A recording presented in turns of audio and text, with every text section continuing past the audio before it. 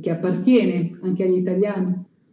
All right, so we learned that Laura is living in Milano, and her life is the opera, is Milano, Italia, and the opera. And so it's great to have you around, Laura. And it's a very spontaneous, beautiful setting, and we talk more later. And we also have like Sofia tonight. Buonasera. Sofia, buonasera. Come stai? Tutto a posto? Tutto a posto, niente in ordine. Yeah, the classic. That's the way. As is Ivisis, that's what they say, you know. Anyway, and Sofia is living in Sevilla, currently at Vienna. Currently is also quarantinely. Sì. So she normally on the way to Sevilla wasn't possible anymore. So stuck in Vienna, which is not too bad after all. It's a luxury quarantine here. Luxury quarantine, you say it, you name it. And born in Roma. Sì. Living many years on an island in the, well, let's say, La Giudecca, a molto elegant island, I mean.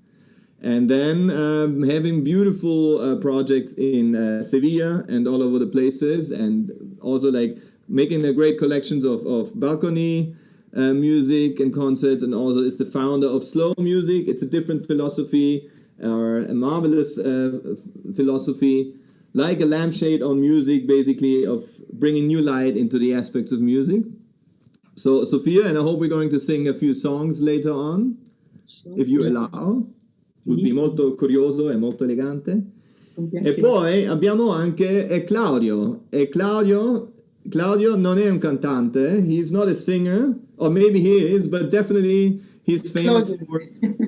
Only under the shower when nobody hears me. Okay, well, we can try out that at one point. but Claudio is famous for his basically his way on using the cuisine, la cucina, and making out of the kitchen beautiful way, basically using a philosopher in the cooking. And I hope you have for those quarantine days and the quarantine kitchen, you might have a few ideas for us to learn. For me, I'm a complete, like, how do you say, greenhorn. Yeah. I love to cook, but I'm really, really bad, and it takes hours. But I mean, you said time is good to bring in. And the idea is, I think what your philosophy is also just to try out and have a certain kind of trust in yourself, use time, and create in creativity new forms. And especially in those days, maybe just to give us ideas to create our own pasta, or maybe a pane if everything else is out, or whatever. Yeah, exactly. I think the Italian cuisine gave us this gift, you know, make much out of very little things, la cucina povera.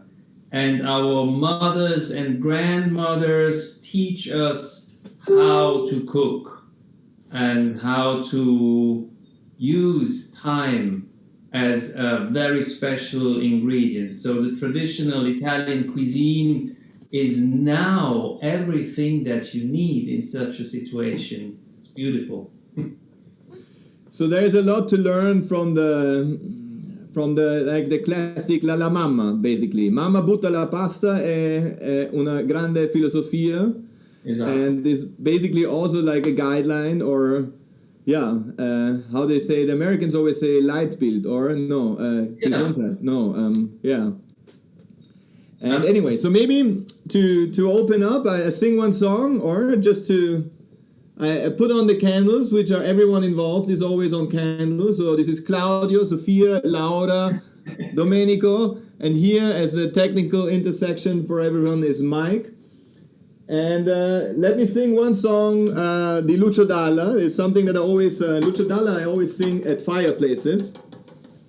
And it's that's why we have a fireplace here, and fireplace is symbolically for the kitchen. So this is the connection between basically what we're doing, like having, talking about food and kitchen, la pasta, and nutrition, and also like soul food, which is also the music. And maybe a slow music also. And then anyway, so this is Lucio Dalla, Caro amico ti scrivo, and I think even that in many ways the song reflects in many positions also about the times we have, you know, it's about how is a society going to be built up, and of something is not in like Sofia said before, tutto a posto, niente in ordine. Everything is okay, but nothing is in order. So that's where we're at. So I try, and when I sing, nothing is in order anyway. So it really fits.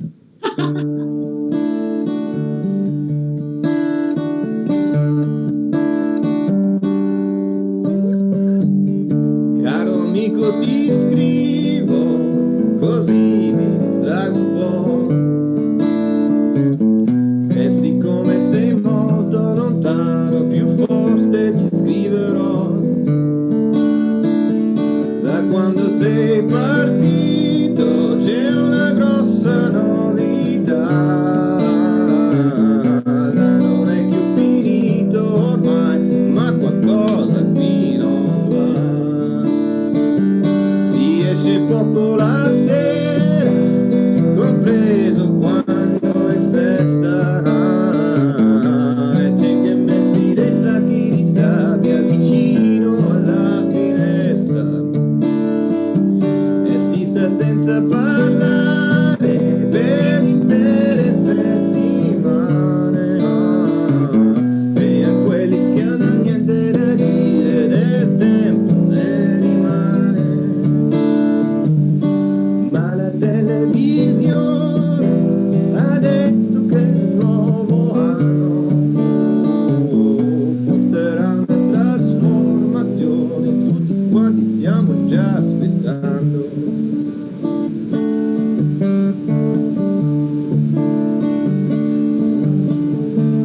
E ci sarà da mangiare e luce tutto l'anno. Anche i muti potranno parlare mentre i sordi già lo fanno.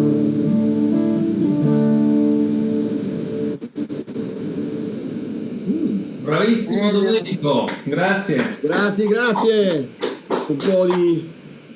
Un po' di Rauschen im Hintergrund. Mi scusa se non so. I don't know. There was a bit of feedback somehow, a cloud of noise in the feedback, but I don't know if it wasn't, but maybe. Who knows? Anyway, Claudio, maybe you could tell us a bit about la filosofia della mamma italiana. Sì. For those days we're all in right now and not knowing or getting sick of having not finding pasta in the supermarket anymore. What could we do on a simple basic? I love one expression of my mother. She always used to say, "E che ci vuole?" You don't need much, just do it. So my mother is 89 years old. Wow. She turns 90 in July. And she lives now all alone in her house in Pescaseroli. It's a small village in Abruzzo. And she cooks 2 times a day for herself.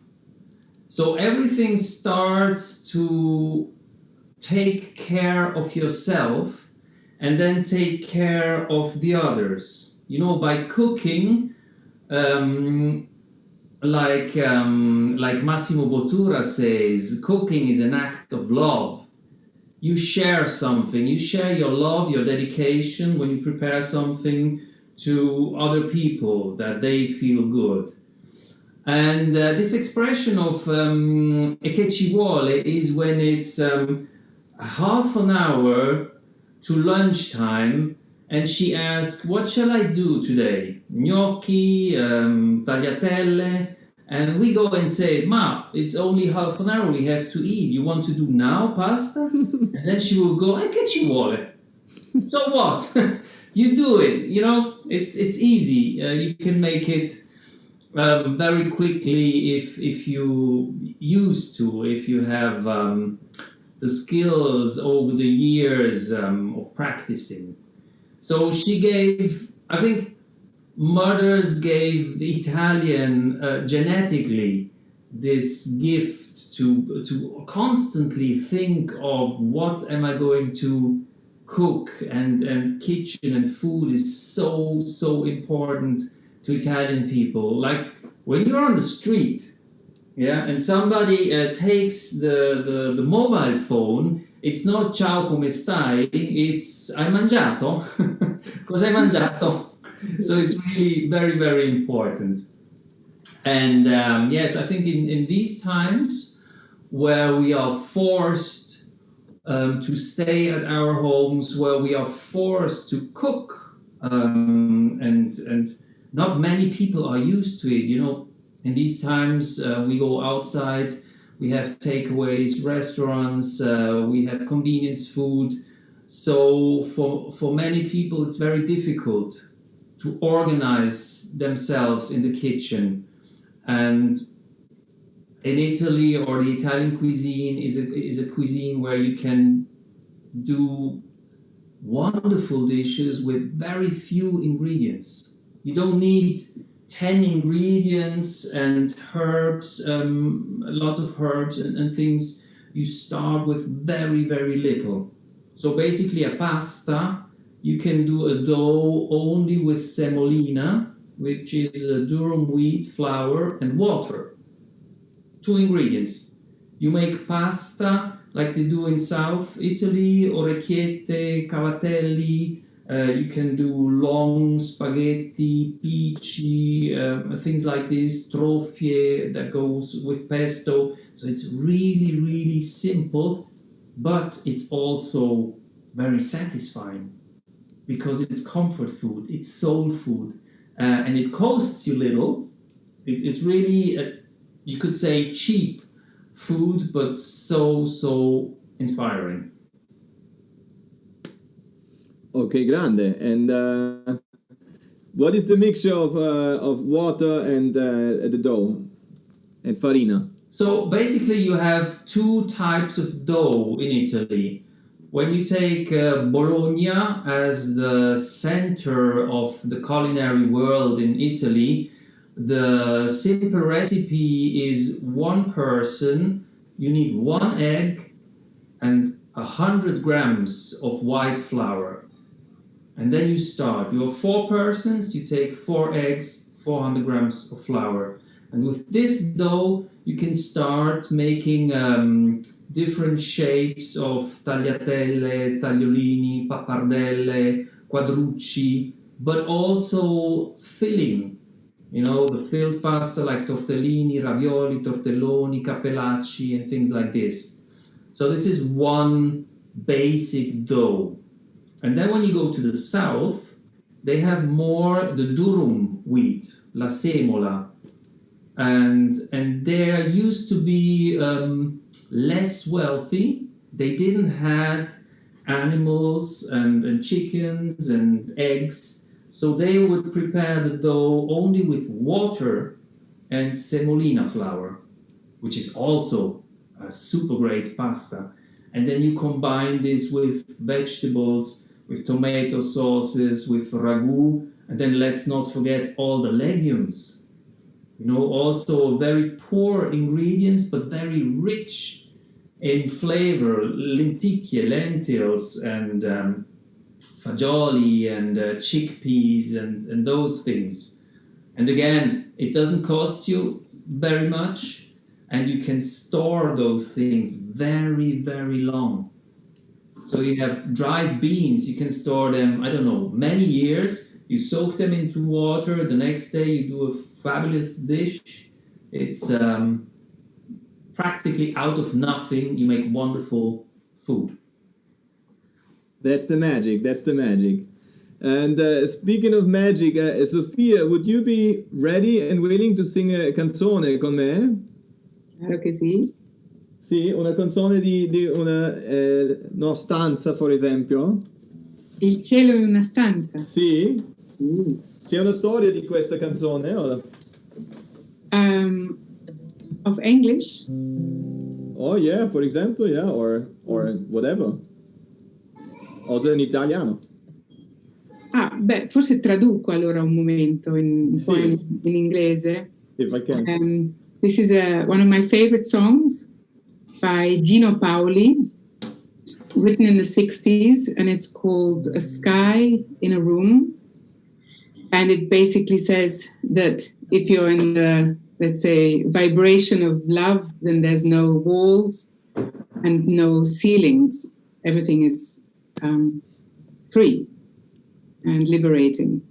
And I think it's important to look up into the sky nowadays so that one doesn't get weighed down by fear. Grande. And yeah, so I think we try because it's still a distance, even if we're now in 2 different living rooms in magari cuisines, but still there's always a bit of a latenza, a bit of timing intervals. So maybe I play relatively slow, so we can have to see if we come along with this. It's everything in life is an experiment, and every time I start to cook something, it's also an experiment. And especially if I start to sing, it's even more an experiment. But it's beautiful that we're around and we are experimenting all together. And let's see where we go. Can I tell an anecdote? Oh yeah, please. I went to a concert once of very good friends in Venice, and I sat in the first row when it was a string quartet, and they got completely lost. It was very funny. And then the first violin said to the cello, "Ci vediamo alla fine." So, whatever happens, ci vediamo alla fine. Okay, the final chord. That's good. Okay, you tell me if I should speed up or something.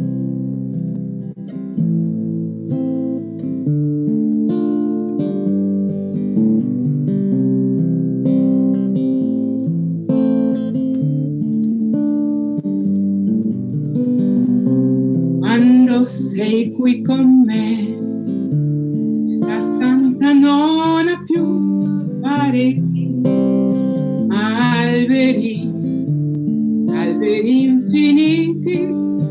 Quando sei vicino a me, questo soffitto viola non esiste più. Io vedo il cielo sopra noi. Abbandonati come se non ci fosse più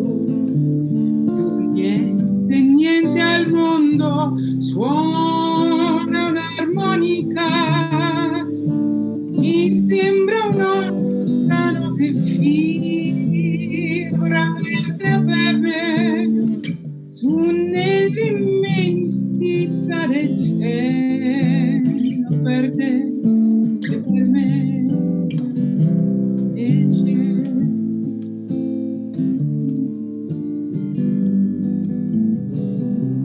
Quando sei qui con me, questa stanza non ha più pareti, ma alberi infiniti.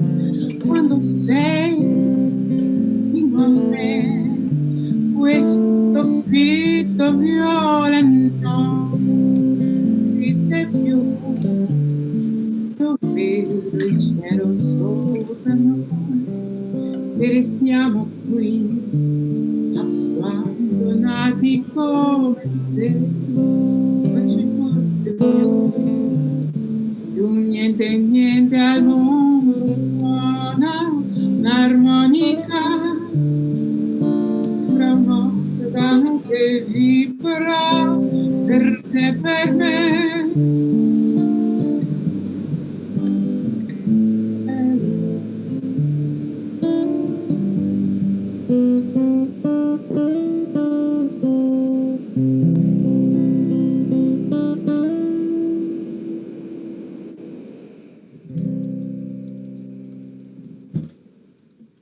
Grazie Sofia, molto brillante. Bello.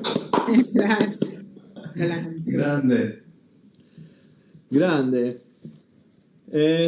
Sì, Laura, you have been very famous in your pictures of singing as one of the most prominent, basically, pictures that came all over the world now from the way Italy was moving out and reacting on the situation of the shutdown, of the curfew.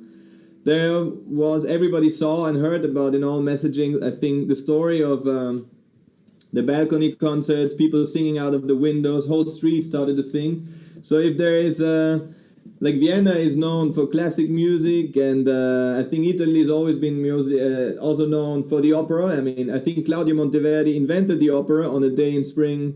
I think it was the 2nd of April in Italy, and ever since the opera is vibrant there in any moment. And so what was how was the flow and the situation, and what made you know about this, and how, and who did the photography so that the pictures came all over the world? Have you a clue, or you just sang out of the window and somebody did something? Like this. Now, I heard about the flash mob on Facebook the night before, and so I decided to join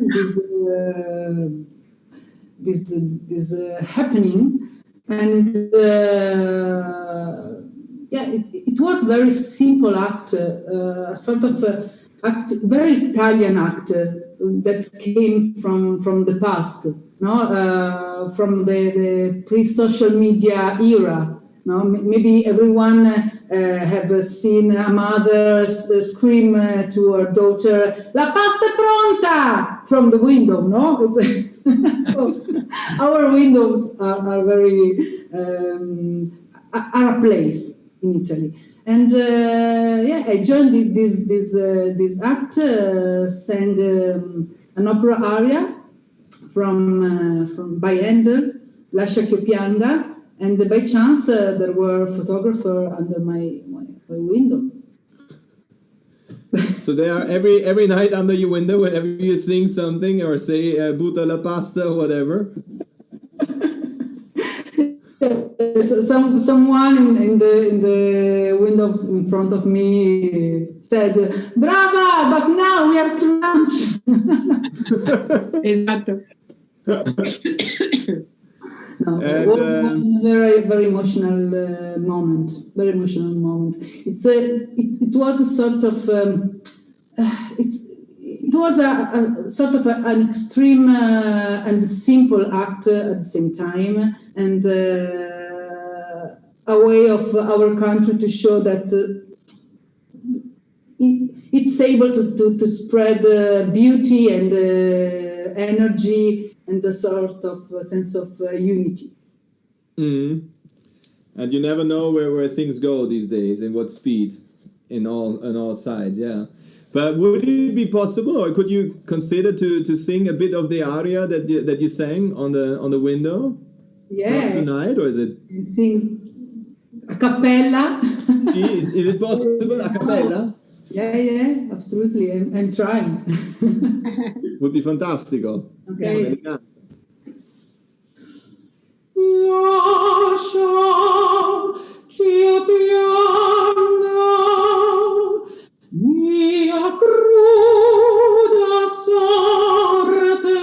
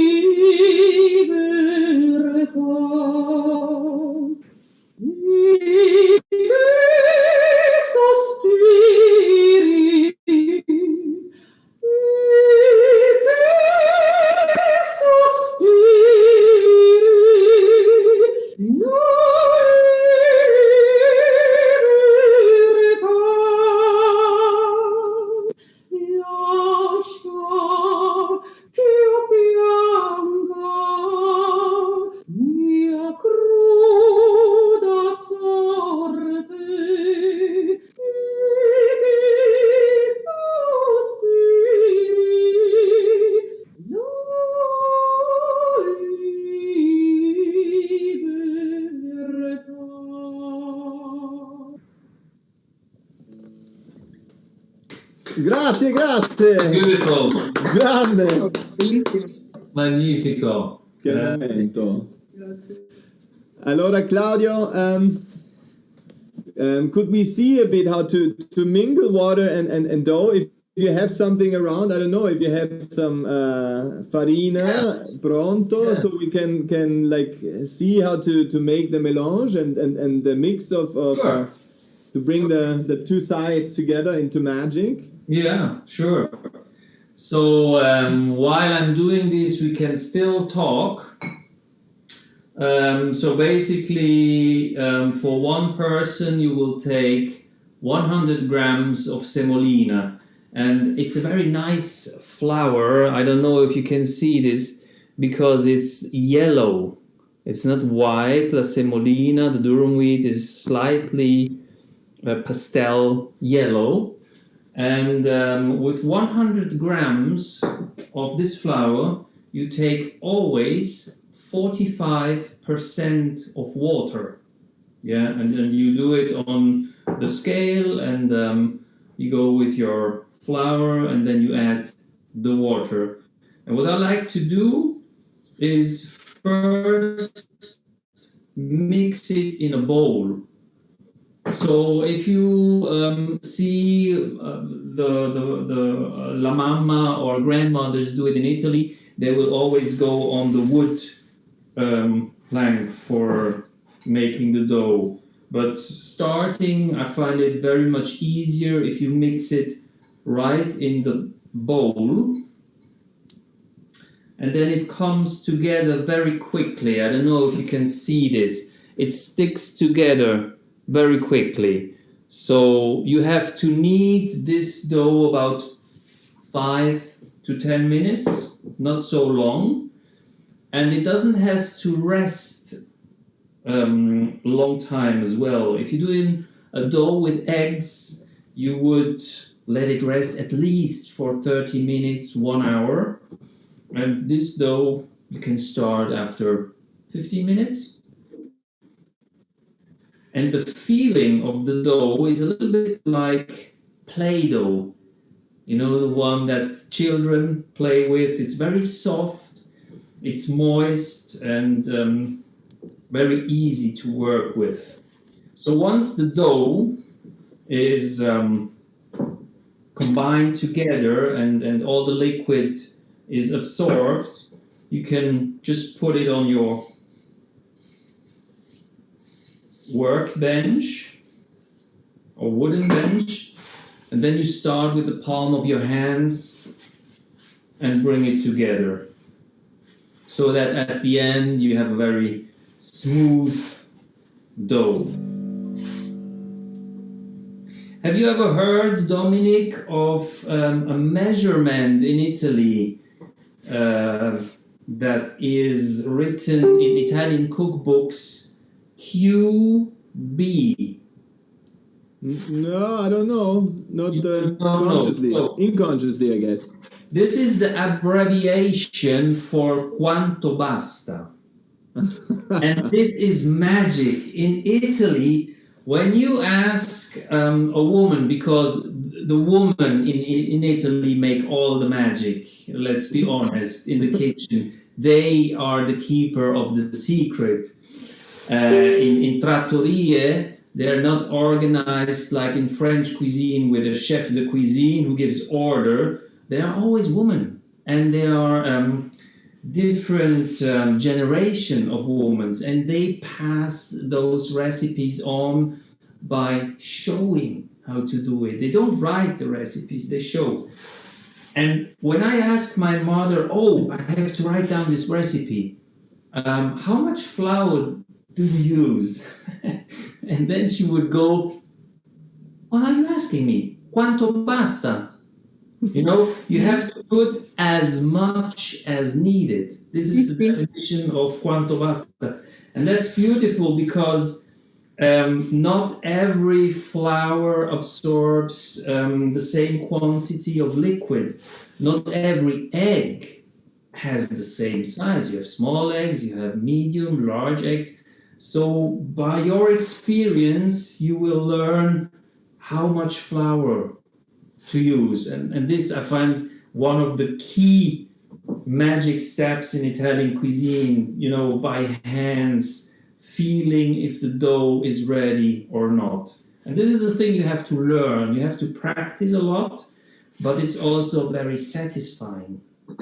And making pasta, though, is a little bit like doing yoga or take a walk in the woods. You know, you give yourself a moment of beauty, a moment of relax, of peace. And you can forget a little bit what's going around or what's threatening you, or like the pandemic we're in. You just focus on making the pasta dough, on those movements, and it's very, very relaxing.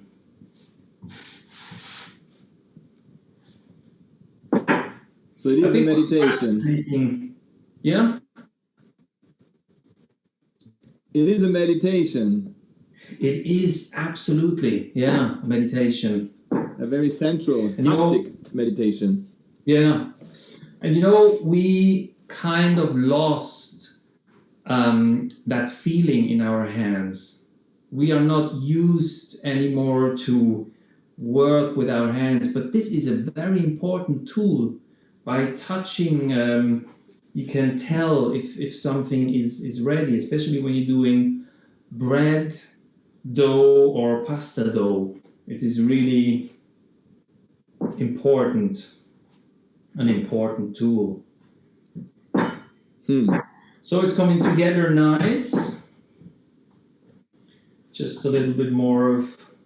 Shall we sing another song in between, or? Yeah, that's a good idea. Absolutely. Sofia? Yeah. Is it possible, because I think when I start to cook something, you never know where things are going. It's like a journey. When I try to travel, I never go where I'm ending up. And as you said, we meet at the fine, perché exactly. So I thought maybe like one of those all-time classics. I think it also appeared in a couple of movies, I guess. But also like reflecting on the times we're all in and everything. And we don't know how and when we're getting out. We all going to be good at the end and getting out at some point, or back in our traces or in new traces. But anyway, so I think one of the most central and most of these days practical songs with in its own beauty is I don't even know who wrote it, but it starts with a C, and I think it ends with a C at some point, and it's about the future, and you don't know what's going to happen. Mm-hmm. But I think I used to sing the songs many years ago, many times. But it'd be great if we catch up on this, and if we just give it a try with your permission. Does it have a name, the song? Yeah. The song is Che sarà sarà, if that is good. Yeah, I got the text here. Good. On the phone. Fantastico. And it's written by Ricchi e Poveri. Ah, that's a classico. And they wrote the song? Yeah. Ah, okay. I thought it was an ever... Because those guys were from the 60s, right? Mm-hmm. Yeah, they continued for a long time. There were millions of hits, yeah. So nothing poverty. More Ricky than poverty. Well, or maybe poverty and then Ricky. Okay, yeah, that's a beautiful way. Probably. Let's put it this way. Che sarà, che sarà. Or rather, if it was Ricky and then poverty, maybe some things went not quite the way they should have. Ah, you never know. Even if, quanto basta. Okay. Depends. Okay. What speed? I'm following you this time. Okay. Then I start with maybe with a coro. Sí. And then we see where we're going. So it's like inviting you to a walk with 1 meter distance. Exactly. Or is it 2 meters already?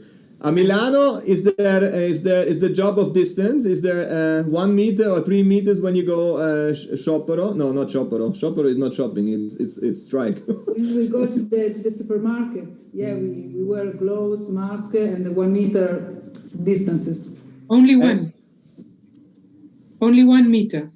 1 meter, yeah, but there are just the supermarket open now, not the shops. So here as well. On the line outside and inside the supermarket. Well, here the rule is in Vienna it's 2 meters, and people are taking like 4 meters. It's quite funny. When you want to go to the supermarket, it's like a whole street for 4 people. There you go.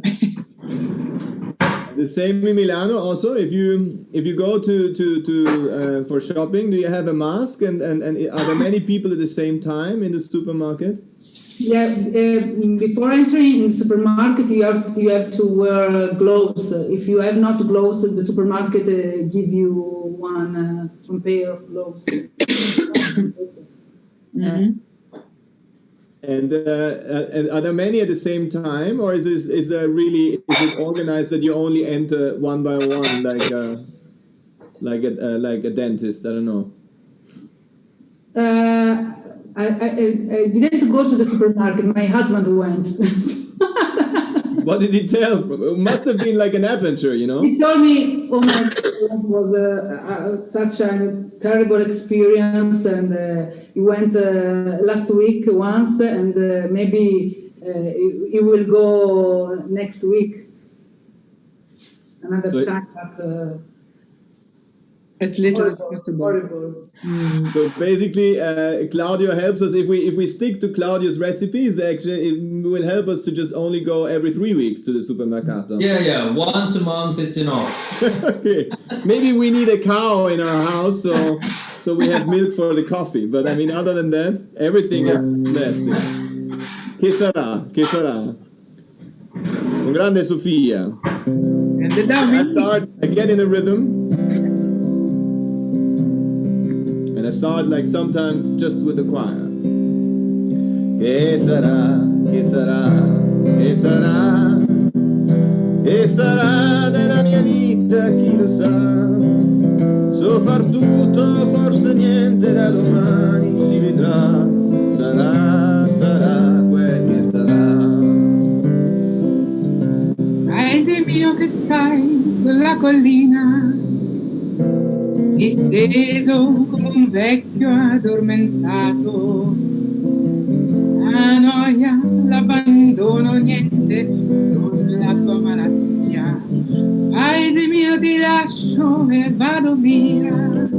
Che sarà, che sarà, Tutti che sarà, che sarà della mia vita. So far tutto, forse niente, domani si vedrà. Sarà, che sarà.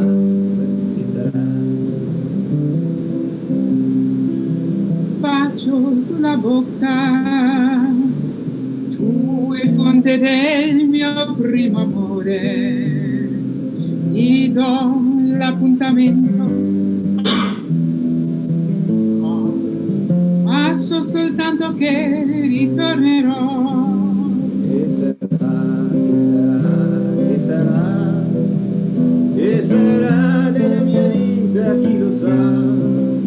So far tutto, forse niente, domani si vedrà. Sarà, quel che sarà.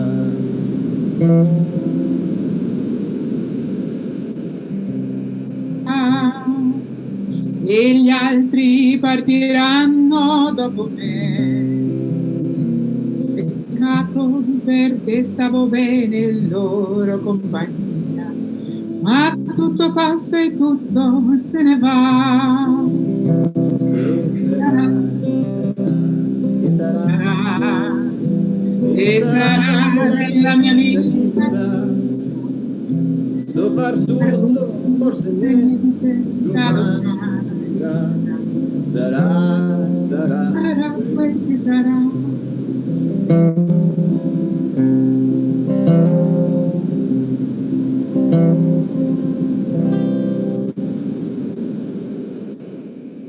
Che bella canzone.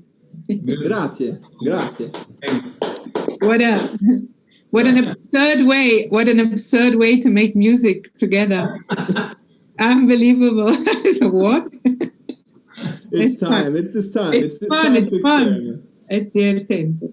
When we all form a band, the band would call it LADENTV because it's the in between of it's not easy to find the same kind of moments going all the way of sound. But I think that's it. That's how we get and that's how we improve. And that's I think we're in the middle of it. Maybe we can sing it again at the end Everybody, Yeah, exactly. The other way around. including Martin. Exactly, including all the people. It's wonderful. And yeah, Claudio, how is the dough doing? Are we? So the dough is covered, the bowl. I just cover the dough and let it rest 5, 10, 15 minutes. We have another guest. I didn't introduce my, let's say, best friend in the refrigerator. She is called Bianca. And Bianca is my lievito madre. It's a sourdough. So I keep a jar of sourdough that is, the lievito madre is a leaven, a natural leaven, a wild yeast, if you want. And she is now 4 years old. And in Italy, Wow. traditional bread maker, they have sourdoughs, lievito madre, they pass on from generation to generation. And the oldest one I ever heard about and read about is 120 years old. Wow. So you have a living thing, you have an organism, you have microorganisms that live in your house. You store it in the refrigerator, and once a week you feed it. You give flour and water, and that's it. And only with this you make beautiful, very, very aromatic bread. You make focaccia, you make pizza, ciabatta, grissini, you do panettone. So the whole world of Italian baking is based on this natural leaven, on this wild yeast. And it's very romantic. If you want to start your own, you need an apple.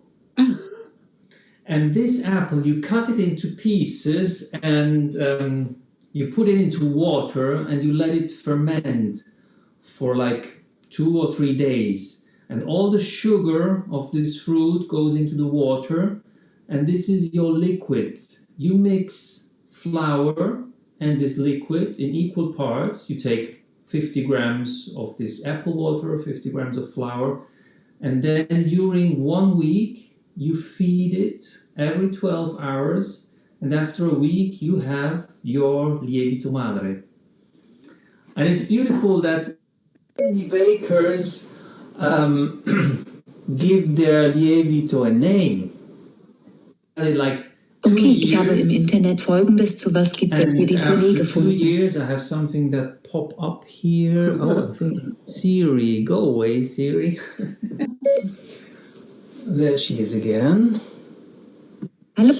So yes, and these days I got many people who go to the store and they want to buy yeast, but they don't find it. So we all know that people have been buying, first of all, toilet paper for whatever reason. I don't know what they're going to do with those amounts of toilet paper. But people also buy flour, masses of flour and yeast. But the problem is, if you never did a bread at home, what are you going to do now? You don't have a recipe, you don't know how to start. And so I got many people who are asking me, hey, Claudio, I saw in your cookbooks or on your blog or on Instagram that you have this sourdough culture. How do I start? Can I do it on my own? And so since the last week, so many people started their own sourdough culture with success. And then after 2 weeks, they send me pictures, they send me photos. Look, that's my bread. And it looks fantastic.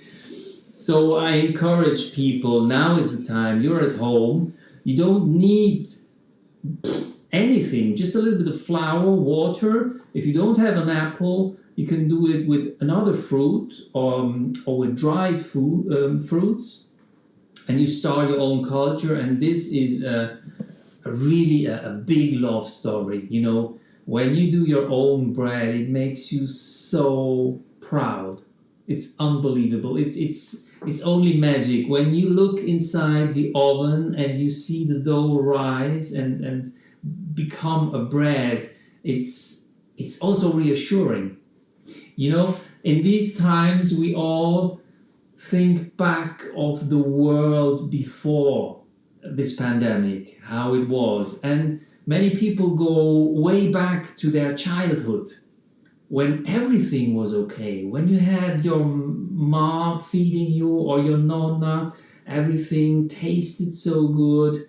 And I think in these days we need something that reassures us that we can do something with our hands. We can cook nice food, or we can start our sourdough culture, make our own bread.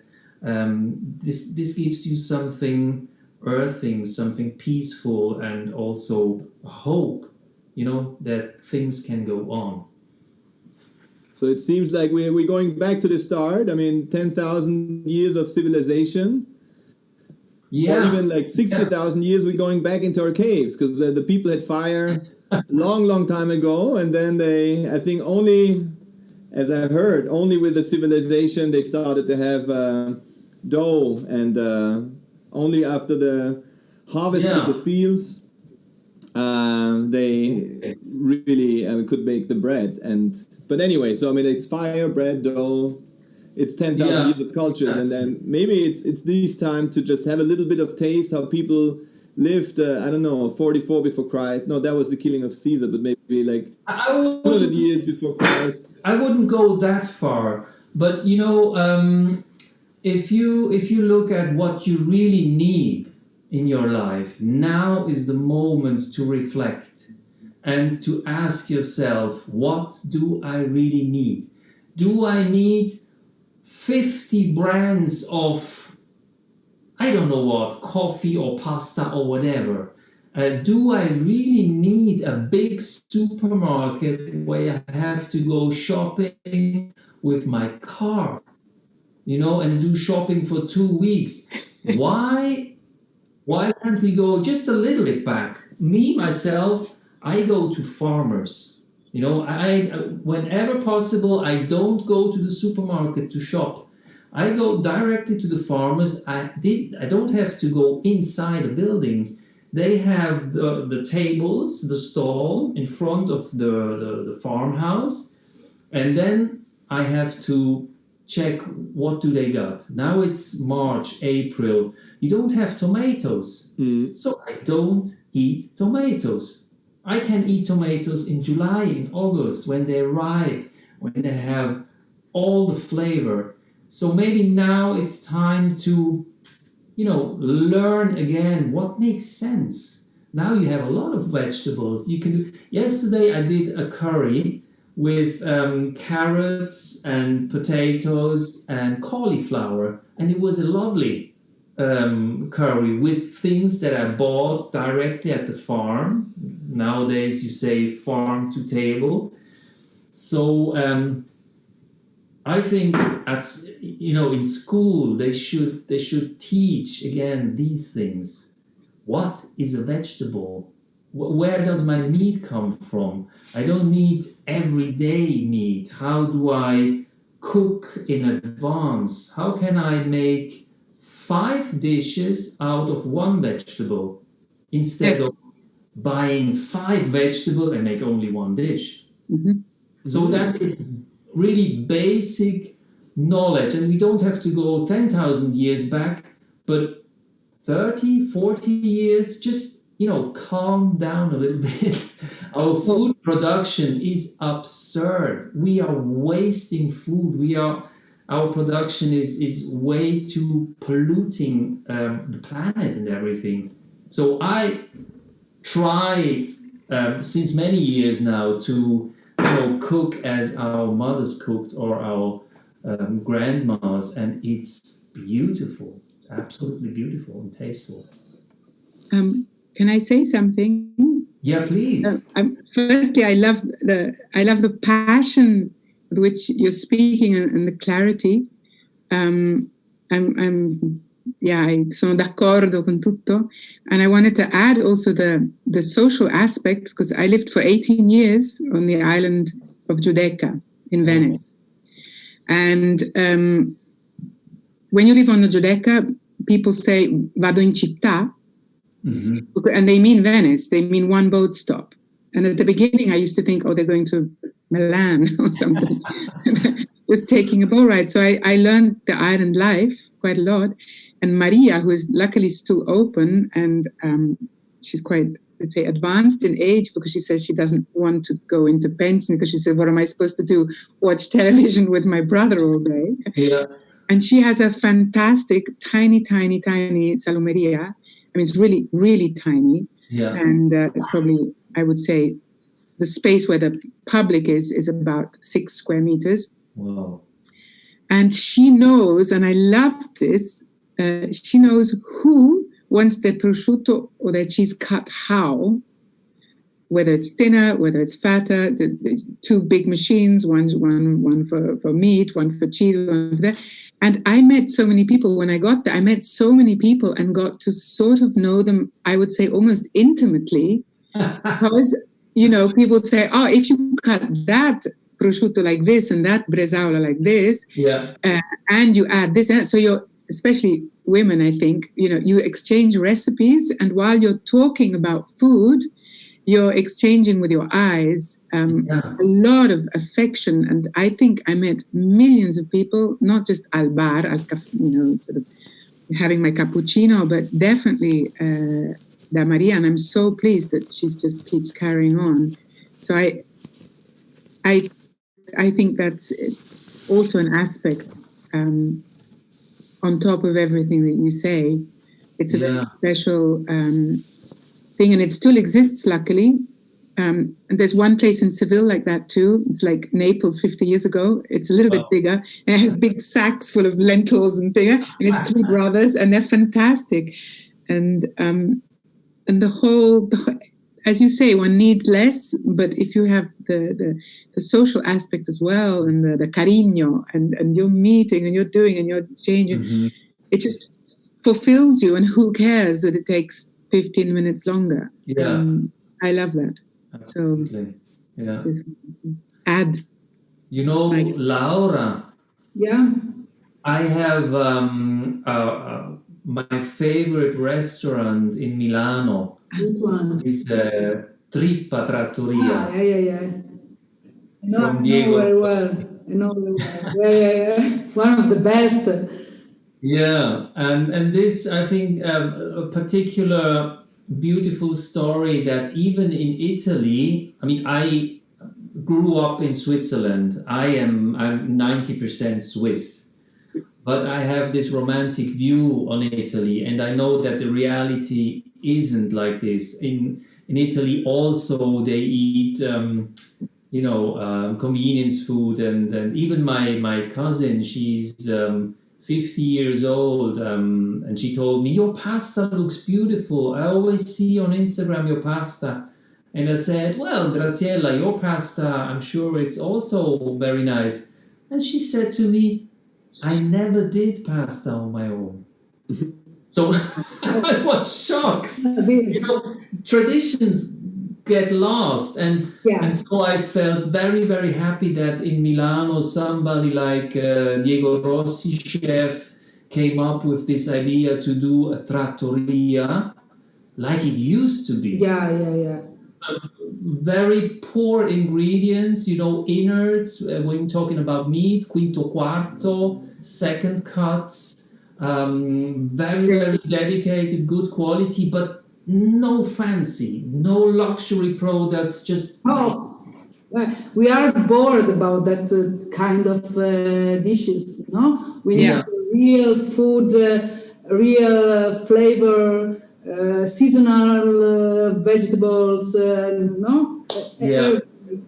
About. Yeah. And I think this moment is a very opportunity for everyone to think to ourselves, to think what we really need, and also to change our behavior, and how we are treating this planet and the resources. And at the end, we really understand that everything is not under our control. Yeah. For me, it's very, very important. And we have to return to simple and a real thing. Also in the kitchen, no? Yeah. I love cooking. I love a lot. And I follow my memory when I was in my mom's house, and she's a good cooker, and she teach me every details, every secrets how to make pasta. I'm from Ravenna, so close to Bologna. I do pasta with mattarello, I do picoletti, lasagna homemade, so I really when you talk about this kind of a recipe. Yeah, nice. Sofia, you were talking about Giudecca and Venice. There is one recipe you can do with this dough, and this is bigoli in salsa. Sì. So for me, come on, bigoli in salsa is the world champion recipes with only 2 ingredients. I mean, the sauce is onions. You just let go the onions in a little bit of olive oil, and as soon as they want to get brown, you deglaze with a little bit of white wine, and you let go half an hour, 1 hour, and the onions become so sweet. It becomes a cream. And then you add anchovies, which gives, boom, saltiness, umami, and everything. And then you go with your long bigoli, which are kind of thick spaghetti. You mix everything, and oh my God, you have a fantastic dish with only 2 ingredients that cost you nothing. Sì. But people, if I tell somebody, have you ever heard of bigoli in salsa? What? What is this? Well, I experienced bigoli in salsa. It was very emotional for me because I was born in Rome, but my family is from the Marche. Mm-hmm. And when I moved to Venice to live, although I'd spent a lot of my childhood there, I knew a lot of Italians, and then I knew a lot of foreigners, but I didn't know any Venetians. Oh, okay. And I started learning dialect quite badly, so I was quite embarrassed and everything. But I realized people spoke to me totally different, because they kind of, I think, they understood that I really loved them and I wanted to know them. And on the Giudecca, a lot of people cannot speak Italian. I used to translate for television companies from Germany. They asked me to translate, and then I would speak to them in Italian, and no. So very sweet. So I got to know Venetian families, and because they're so run over by tourism, it's quite difficult to get to know the very generous nature of Venetians. And then once I lived on when you get to the Giudecca, there's sort of a main road or first road. Yeah. And that's where I lived. And then I realized the longer I lived there, the more I started to know people going back to the other side of the island. Okay. And one night there was a party, and it just went on and on. And at 5 o'clock in the morning, they made bigoli in salsa. I nearly burst into tears because all my life, at the end of a party, you made una pasta or aglio olio peperoncino, maybe tomato, but I was like, bigoli in salsa. Now, okay. And then I felt like arrivata alla Giudecca because they made it totally like normally they'd been making it all their lives. After long parties, you make bigoli in salsa, and so that it's really something. It's present. Yeah, it's really present. It's not. It hasn't gone lost, which is great. Yeah, that's beautiful. Do you have a favorite? Like, favorite 2 or 3 recipes where you just say that feels like home? Yeah, I would say every region, and that is so fascinating. I think I can go 10,000 times to Italy, and every time I find a new recipe, a new ingredient, a new vegetable that I haven't heard of. And that's the beauty. And also in one village, Laura, you can probably confirm this. They call capelletti in a certain region in Emilia-Romagna and tortellini 50 kilometers further away. But it's the same thing. No, not exactly. Not the same. Not the same. Okay. What's the difference? Tortellini are from Bologna, and inside you can find meat. Yeah. The capelletti are from Ravenna, and inside there is cheese. Okay. Oh, you don't do the meat filling? No. Oh. Cheese, Okay. Quartirolo, and Parmigiano. Yeah. And we used to eat with the ragu or in the broth. Oh, nice. Okay. Tortellini and capelletti are bigger than tortellini. Tortellini are very, very small, very thin. Okay. Okay. But there's another coincidence with tagliatelle. If you talk to someone of Rome, he will tell you, I made fettuccine. And you say, yeah, okay, it's tagliatelle. No, it's not tagliatelle, it's fettuccine. Although they have the same shape and the same length, but it's not the same pasta. It's the size. Some millimeters, more or less, change the flavor, the name, and the feeling in the mouth as well. Yeah, I mean, the ragu that goes with tagliatelle in Bologna, nobody in Rome eats the same ragu like in Bologna. It's out of question. Pretty different. But if you ask me a favorite, Sofia, one of the simplest recipes, like ligoli in salsa in Rome, for me is the cacio e pepe. I see. I mean, I'm going to write it down because I want to know you guys' favorites. Yeah, I want to know I love to know what people's sort of 2 or 3 favorite dishes are, especially simple ones. And then again, you have pecorino cheese and you have black pepper. That's it. Mm-hmm. That's the condiment for your pasta. It is so crazy. You don't need much more, and it's so soulful and comforting, and yeah, it's a really soul food. Speaking of soul food, Laura, could I have a domanda if there would be any other song or a bit of music from your part? Is it possible, like one, or it's a bit of an aria or just a canzone or something? I don't know. I can sing When I Am Late by Perle. I don't know, but because a cappella is very difficult to sing. I know, yeah.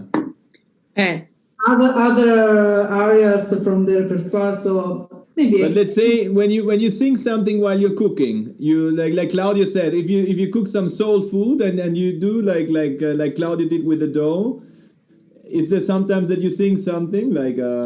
I used to sing when I cook. It's sort of kind of meditation too. Could you have one meditation song? I mean, I don't want to push you or something, but try. I want to hear a milanese. Sì, non so, la voce milanese. La voce di Milano.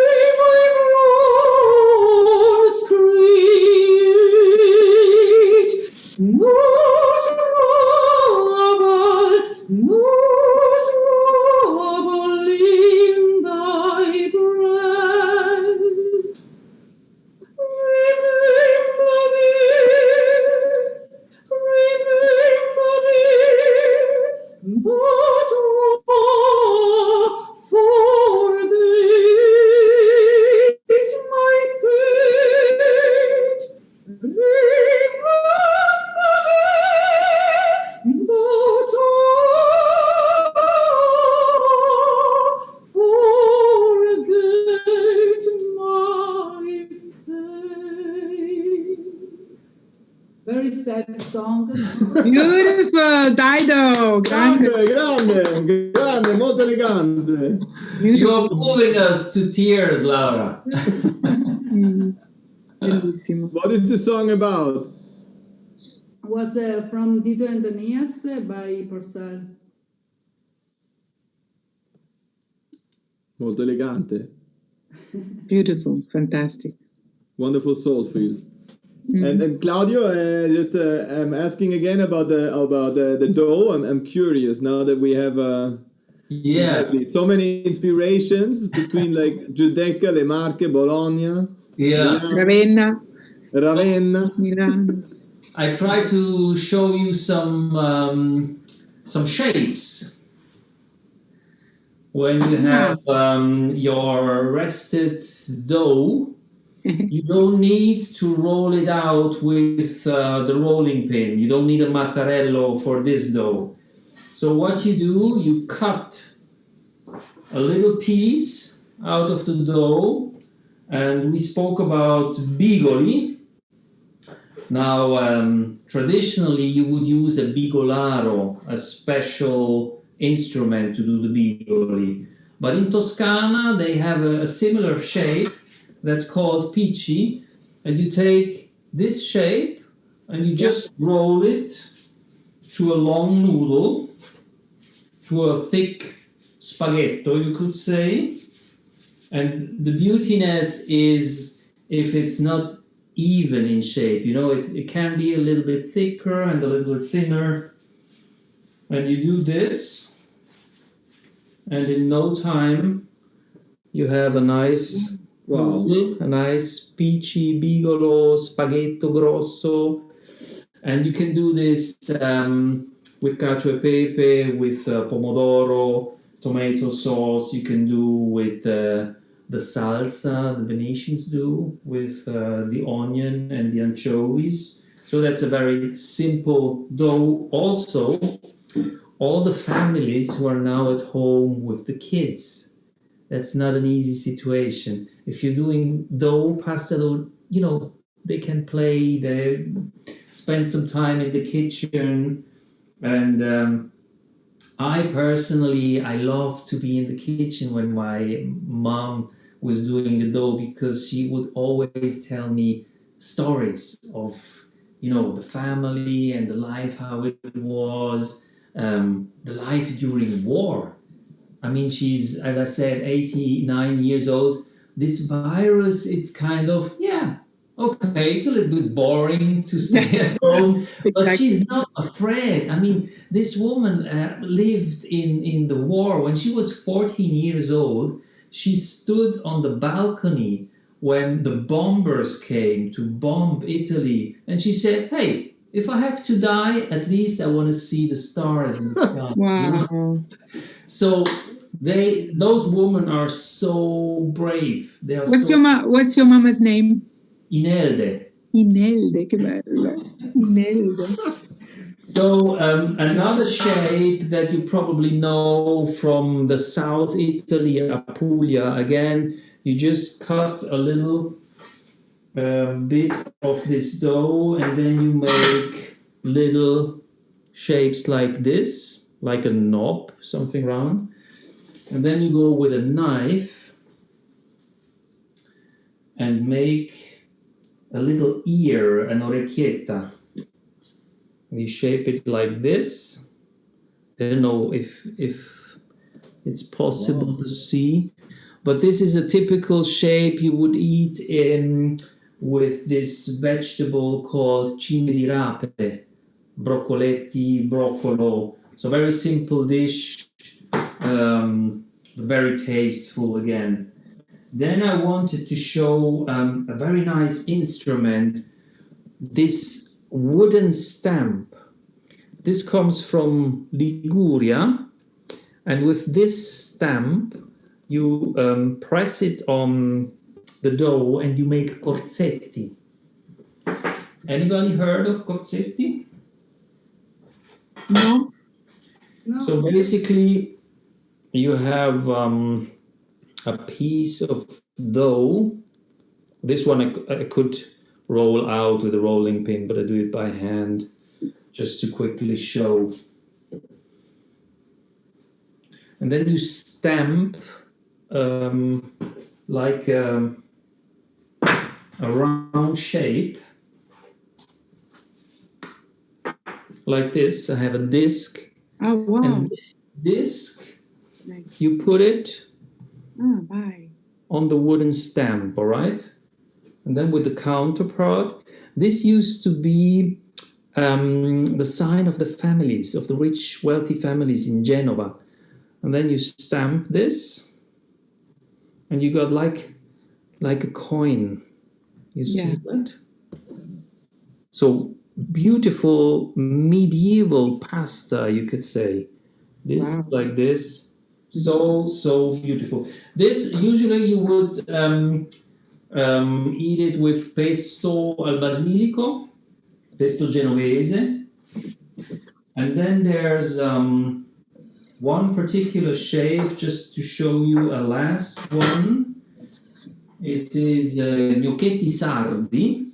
You have a wooden tool, which is a riga gnocchi, with this kind of shape, and then you roll your pasta on this thing, and you have little gnocchi, like this. But this is one shape. In Sardinia, they came up with a totally crazy shape called chiusoni. Now what they do, they take a cheese grater, and then instead of rolling this gnocco on the wooden board, you roll it here, and you have a sort of knobs. I don't know if you can see this, like this. Can you recognize it a little bit? Yeah. So this is absolutely crazy, crazy shape that I love. It looks like outer space, and you can combine it with meat sauce or with legumes, with fish sauce. And I think in Italy you might find 2,000 different pasta shapes. Can you imagine? These times you are at home, you start with 100, 200 shapes. You can go along for many weeks to do pasta. Shake it, shake it, shake it. Allora, grazie Claudio, molto elegante queste forme di pastezza. And I would like to sing one song now that we're going on so many different places in Italy, like Milano, Ravenna, Giudecca, Bologna, Napoli. You mentioned also Sicilia. The sky over Italy is sempre azzurro, and I thought let's do it. And maybe whoever wants it, it'd be great to just sing along.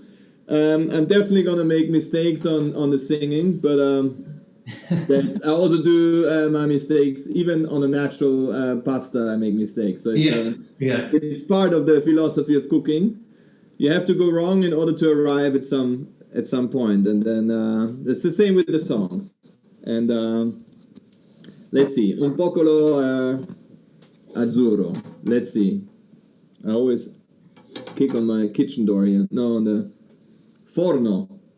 But I mean, doing bread in this forno is possible, you mean? Oh, that's the most beautiful thing you can do. Okay. I dream of having a wood oven in the garden. That's where we're going. Okay, now I need to know more about that then.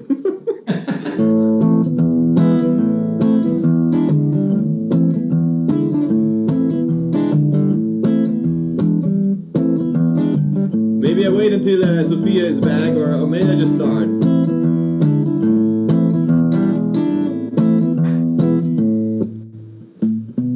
Cerco l'estate tutto l'anno, all'improvviso eccola qua. Lei partita per le spiagge, e sto solo qua so in città. Sento fischiare sopra i tetti un aeroplano che se ne va.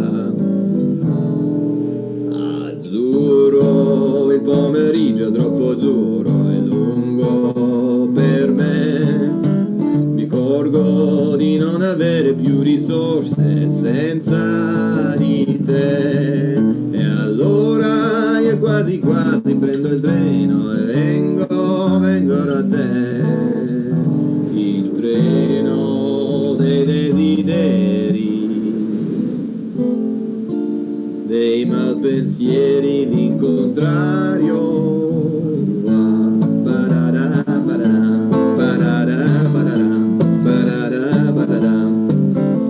Sembra quando ero all'oratorio con tanto sole tanti anni fa.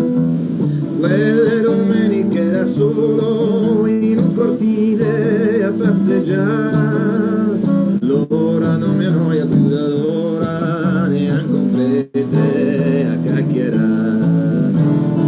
Azzurro, il pomeriggio troppo azzurro è lungo per me. Mi accorgo di non avere più risorse senza di te. E allora io quasi quasi prendo il treno e vengo da te. Il treno dei desideri, dei miei pensieri, l'incontrario.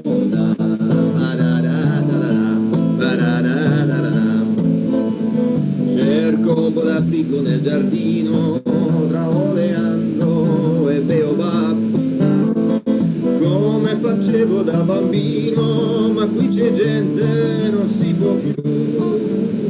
Stando innaffiando le tue rose, non c'è leone, chissà dov'è. È azzurro, il pomeriggio troppo azzurro, è lungo per me. Mi accorgo di non avere più risorse senza di te. E allora io quasi quasi prendo il treno e vengo da te.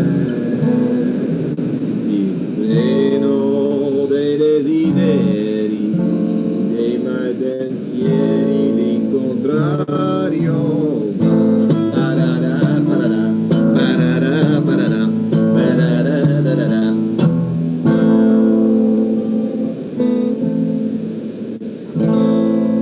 Bravo Dominic! Azzurro, grazie, molto gentile. Molto Domenico, ma noi ti dobbiamo dare un passaporto italiano, Domenico. Sì, passaporto italiano sarebbe bello. La mia nonna era italiana. No, da La dove? nonna bella, sì, veramente. È così. Dove? Da dove? Da Trentino. Wow, bello. Così, Riva del Garda, vicino a Riva del Garda, un piccolo paese che si chiama Calavino. Ok. Vicino al lago di Garda. E c'hai ancora famiglia lì? Sì, ci Wow. sono. E così siamo adesso, sì, ricominciamo da andare ogni volta in direzione di Lago di Garda, Trentino, così. Ah, bello. Sì, questo sì, è importante da avere sempre un po' di una situazione italiana. Sì, sì. Kann ich haben, auf jeden Fall. No, grande. Ok, abbiamo, sorry, so we have we have a lot of ideas for pasta and the formation of pasta, and then if we want to go deeper, there's also ways to follow you in certain ways, or like in certain modern ways, so to get recipes. Yeah. And maybe we can put it on maybe we will put it on our website so people can really link into and dive into. Yeah. What I saw is very tempting, and in the next weeks I'd love to try to exactly on the pane and also on the pasta and also like you mentioned, I have an apple at home, and so I just cut the full apple and put it on the water and follow your instructions. Yeah. And then I find more instructions, I guess, somewhere in your work, and Yeah, so before we started the stream, Michael wrote down the link to my blog. Okay, super. And there is an article from 2016 where I tell the story of how Bianca was born, my lievito madre. And you find the recipes step by step, how to proceed. And you find loads of recipes, you know, for free. You can go on the blog and you have bread and pizza, focaccia and pasta and yeah. Lots of recipes and also inspiration and a little bit of stories about food, about culture, about Italy.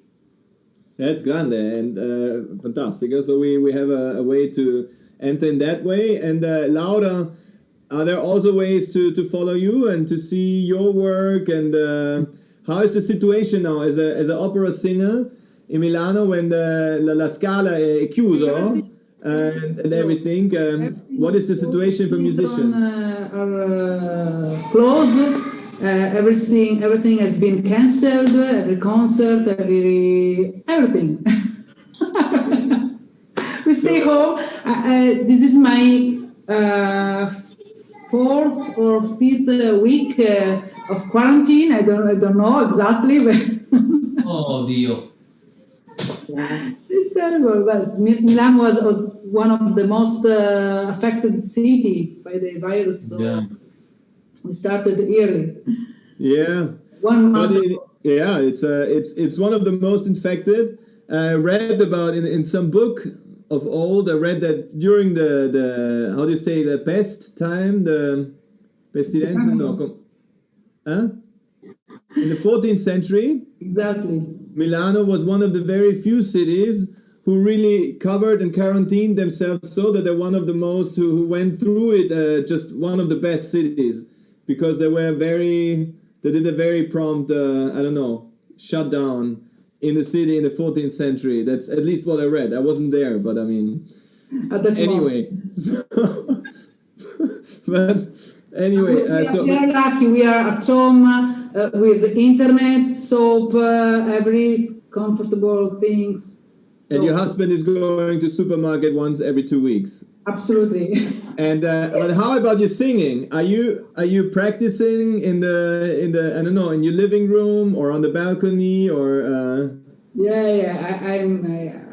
I'm studying some new music because I'm also working with a contemporary composer, and we have an appointment on July, and it's still on, so we will see. It's the only musical appointment that I have on, and I also spend quality time with my family, with my 6 years old daughter, Altea. She's a volcano of energy.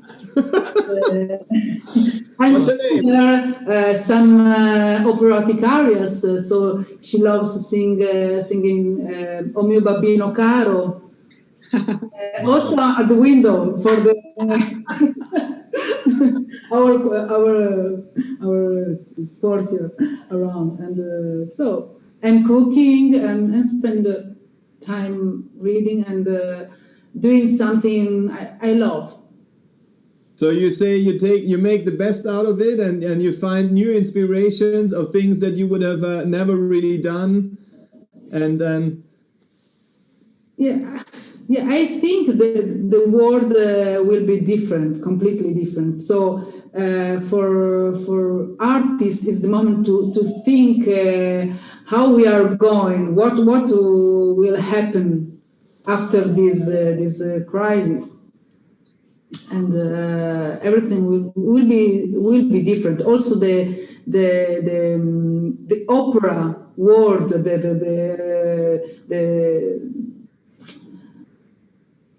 I don't know. I don't really know what will gonna happen, but could be different. Also, the digital world could help us also to share ideas and to feel closer each other. Well, I feel definitely closer to Milano and then Sevilla, Vienna, Sofia. Claudio, what is the place where you right now from the... So I am in Basel. I have an uncle in Basel. Very good. So, and the situation is a little bit spooky because we are 10 minutes from the border to France and to Germany. And I think some 70,000 people are working in Basel, coming in from Germany and from France. And of course, they shut down the borders. So even if I want to go on a ride, you know, with my race bike, I can only go in Switzerland. I used to go in Alsace in France because it's like holiday. When you go with your bike, after 15 minutes, it changes everything, the landscapes, the houses. So I'm thinking also a lot on those people who are... There's this German word, systemrelevant. They are relevant to the system. You know, all those people who are working in the hospitals, all those people who are working at the supermarkets, the police, the firefighter and everything. Now we realize that they are the important people and not the CEOs and, you know, the people of all those companies who make cash on whatever. Sometimes you don't even understand how they make money. But I'm thinking a lot of the hardworking people who don't complain. They go every day. They stand up at 5 o'clock, 6 o'clock, and they just do their jobs with very little income and everything. And my hope is please to realize that those are the important people and that they have to get paid better. They need to get better contracts and working situations and everything. Absolutely. Yeah. And Sofia, for you, you have beautiful projects that you do in Sevilla. If you're not there, what is the situation? Do you write them? Do you call and talk to them? What is, or maybe you can say a bit what you're also doing there, if that's okay. I don't know. I just, we didn't talk about that, so. No, I do. We didn't talk about anything on this show. Anything. Well, the only fixed things I have in Seville are teaching. I teach in a dance company. I love dance very much, and I started singing for dancers quite a few years ago, and I liked that very much. So I got invited by a friend who taught at this school to sing for them, and I went along, and I call them ups because down just doesn't work for me. It's a Down syndrome dance company. But now we all call them ups because they're always in a good mood. They just love you. They're so funny. I love them all. And it's called Danza Mobile. And the address is Under the Bridge, Bajo del Puente. Wow. My favorite address in the world. and underneath the bridge that goes from the center of Seville to Triana, which is the civilian Giudecca where I live. Yeah. There's this school, massive rooms, graffiti everywhere. I thought I had to go to New York for that. No. And there are about 30 dancers there. And going back to what Claudio said, the essentials. Why do you need more than 2 ingredients for a sauce? Make your own pasta. Stay simple. I mean, I went there to teach them, and they are literally teaching me what's important. I mean, whatever happens, you walk in, there's about 15 people. Hola, hola, hola. It's one massive big hug. And by the way, in Switzerland, apparently, Down syndrome schools, you have to have 15,000 pieces of paper to go to the toilet with one of them. Yeah. And it wouldn't work in Seville because everyone was always hugging. So I wonder how that's going to function after. But to answer your question, they have absolutely no idea whether it's Monday or Tuesday or 5 o'clock or 8 o'clock. So they have no idea. And I teach her 6 months, 1 month yes, 1 month no. And so the only thing that I miss is them twice a week. And otherwise, my life has always been singing, playing, traveling. So it hasn't changed that much. Maybe meeting people live, but I don't mind not seeing anybody much. And Vienna is, as I said before, it's a luxury because you can just go for a walk for 3 hours. And that's, yeah. But so Under the Bridge is not only a beautiful song, but it's also an address, or? It certainly is. And if I write... I mean, without a number, there's not Bajo del Puente number 1 or number 2 or number 8. Bajo del Puente. Bajo del Puente. De Puente, or Puente. Bajo del Puente. Bajo del Puente. So maybe we can ask the chili... No, it's not the chili... Yeah, of course it's the Chili Peppers. Yeah. Yeah. Yeah. Because it's a song I'd love to sing in the 90s when I was also Bajo del Puente, and it was I was hitchhiking through Europe and I played this song along, and I would love just to try it. If I fuck up, then it's Bajo del Puente. But anyway, it's Under the Bridge, and this is the address of your school. So in regard and also in special wishes to the people who follow you in Sevilla and that you teach, and that basically also teach you in the side of being where they are, being in the moment, basically. It's all about being in the moment. But it's not, Dominic, it's not, I really want to tell this anecdote. I love it. It's being in the moment, but it's really believing what the hell you want to believe. There's this one dancer, she's 1 meter 55, about the same wide.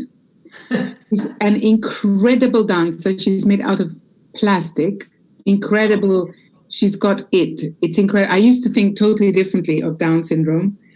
And no, very cool. Unbelievable. Because they sit around sometimes like this, and they stand up and they dance. I mean, just professionally, fantastic. Wow. And I asked her once, I said, Reyes, because she always looks at herself in the mirror. And I said, what do you see? And she said, well, I see myself. And I said, well, what do you look like? She said, well, I'm very tall. I'm blonde. Muy bien. I just look very, very good. Muy bien. We went on with the lesson. And so for me, they have kind of skipped the land of judgment and overthinking. They're just, I don't know, pure. And they see and they think and what they like in that moment, and all underneath a bridge. Wow, that's beautiful. Fascinating, yeah. So I mean, like, yeah, and songs are sometimes like a bit of ping pong. So I mean, you don't. I mean, you forget maybe, but anyway, once you come in this feeling that you just described of just being there without thinking too much about it, I just play like sometimes you used to sing only at Don Giovanni certain arios. So anyway, so formally if you go through the streets, you only sing hook lines.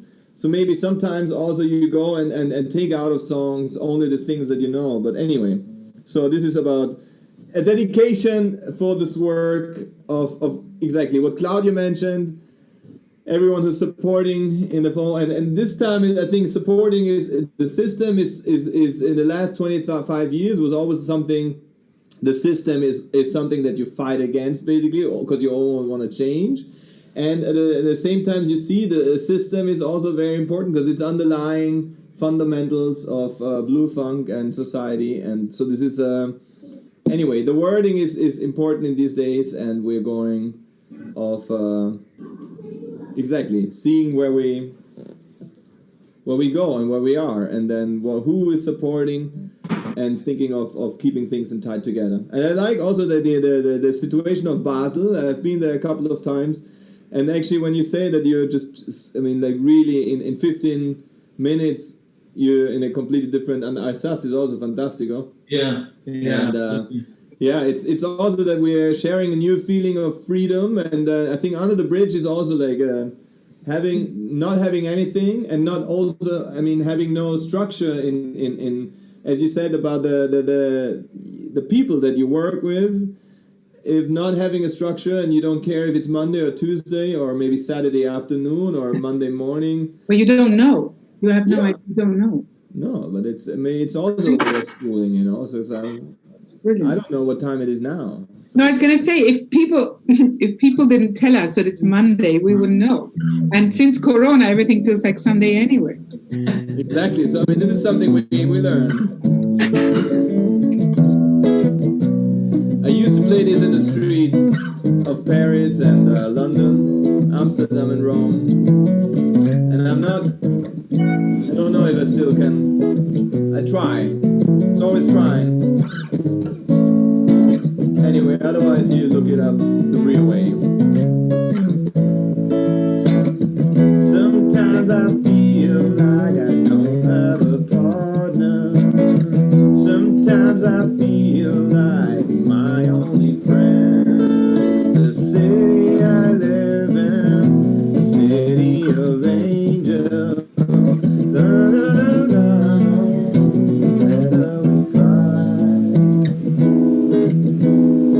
Puente sul Bajo, no, baja the puente. Walk through the streets, 'cause she's my companion. Walk through the fields, 'cause she knows who I am. She kisses me softly and me lonely as I am, together we cry.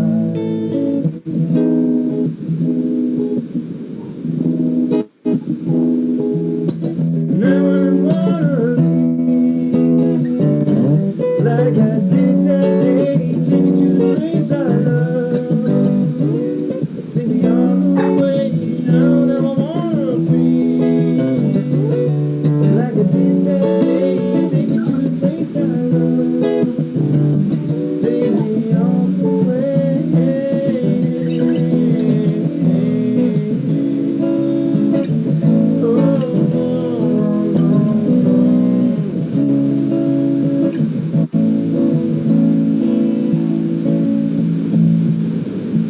I walk through the streets 'cause she's my companion.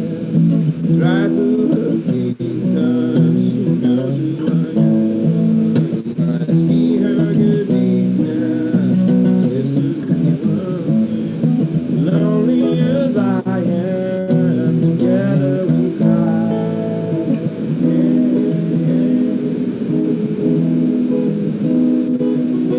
Never wanna feel like I did that day. Take me to the place I love. Take me all the way. Never wanna feel like I did that day. Take me to the place I love. Take me all the way. Yeah, yeah,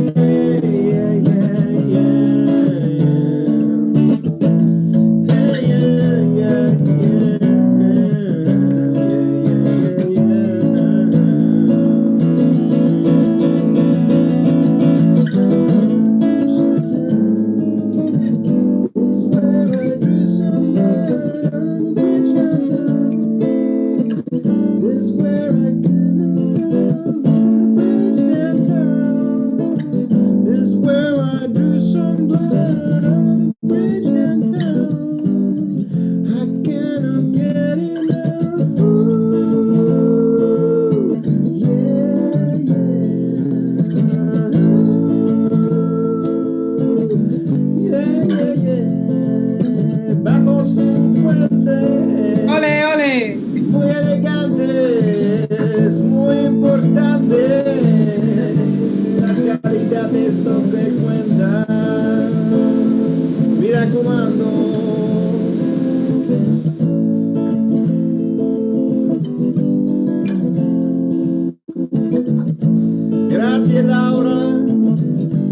grazie Claudio, grazie Sofia e grazie Mike. Let's open in the grande finale, whatever the grande finale is. It was great to have all of you here tonight. And I think we learned a lot. We listened a lot. We saw a lot. And also in the beginning, the technical troubles that I did cause. Just symbolically a sign that things are not always like we think they can easily be. So sometimes they're a bit more difficult. But nevertheless, Bajo sul puente teaches us the rest. And so we're going to next ways. And we keep on going what we do. And we learn to do pasta just with 2 ingredients, onions and white wine, too.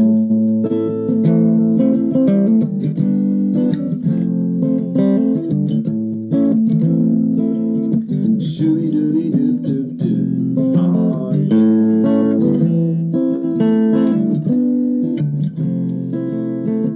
So night we've been connected. Vienna, Milano e Basel, Pennsylvania, and many other places, London.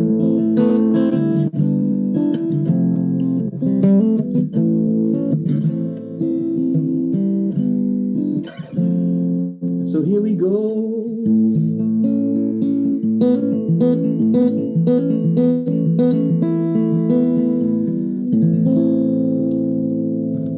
A kind of jazzy version of a Red Hot Chili Pepper song, Under the Bridge. Well done, Dominic. Grazie, molto gentile, molto gentile. I love what I see there. It makes Yeah, me... so my peachy are... Oh God. Mama. It's not fair because he gets to eat them now. That's not cool. Oh God. That's I dangerous. made a midnight pasta for you. Is that So exactly, I wish that in the next years we make it happen to exactly to reunite in a way that we can also share and enjoy that pasta together. Yeah, I'm coming to Vienna. Exactly, we make a what I sometimes do, you know, I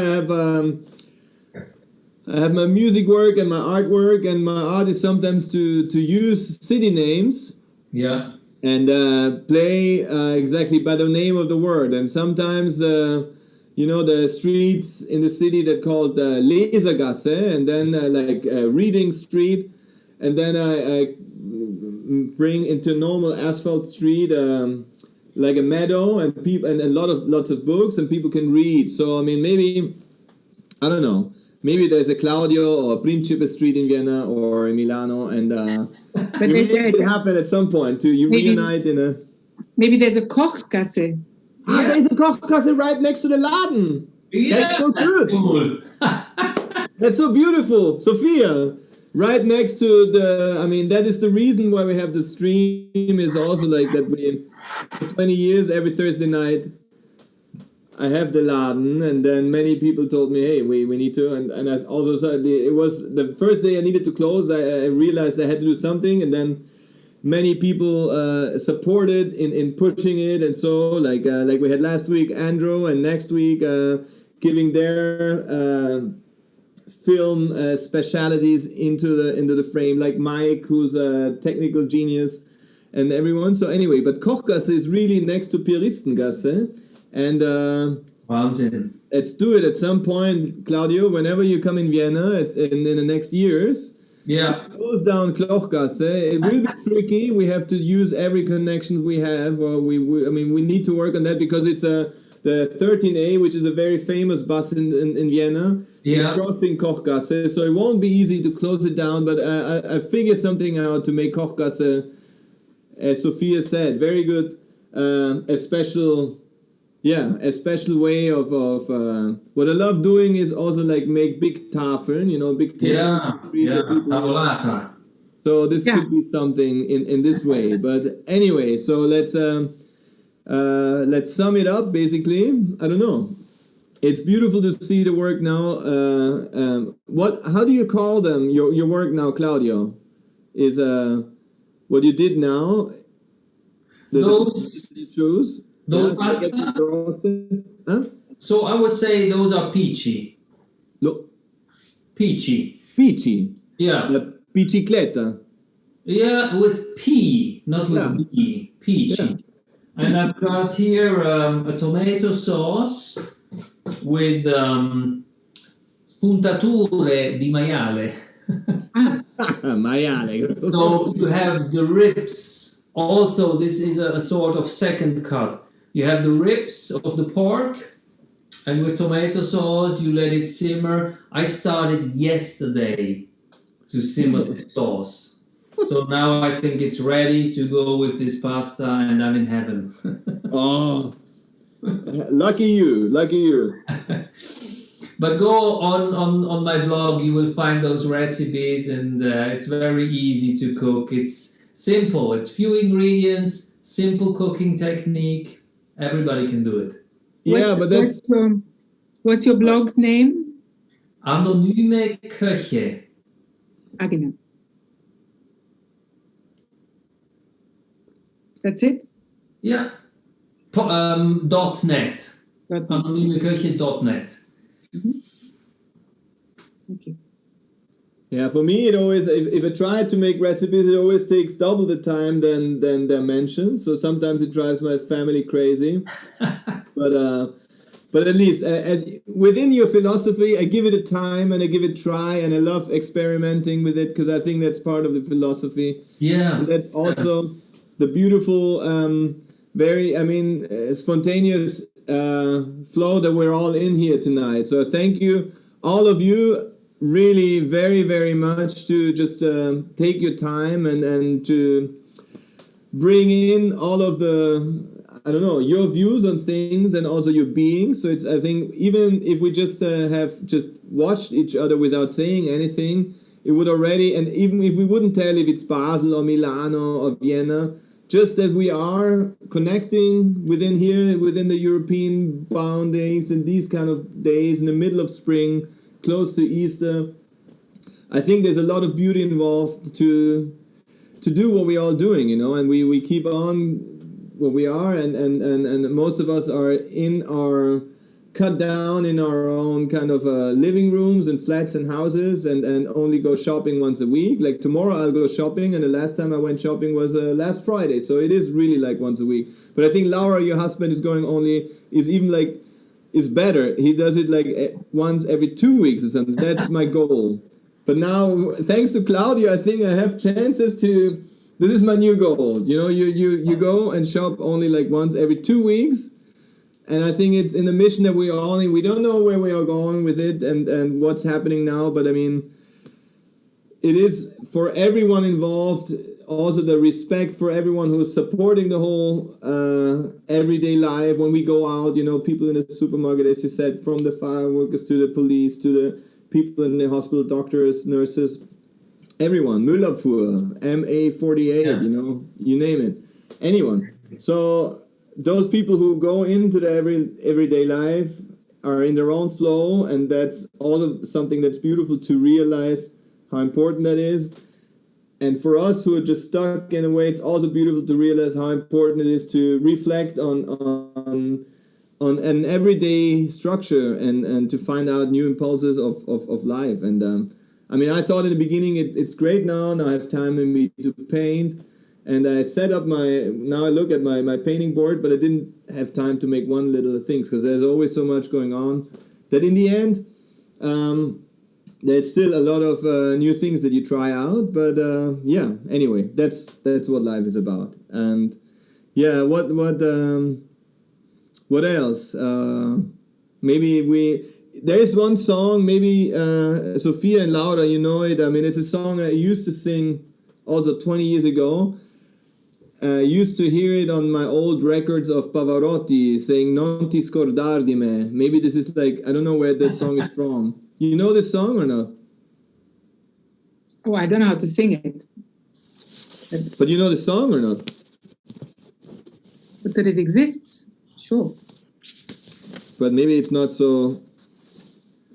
Maybe it's not that famous then. I think it is. Maybe I'd love to sing it, but maybe I don't.